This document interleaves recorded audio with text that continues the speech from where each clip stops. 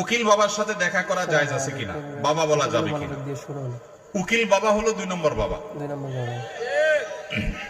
আমাদের সমাজে উকিল বাবার প্রথা অনেক বেশি আছে, আপনাদের এলাকায় আছে?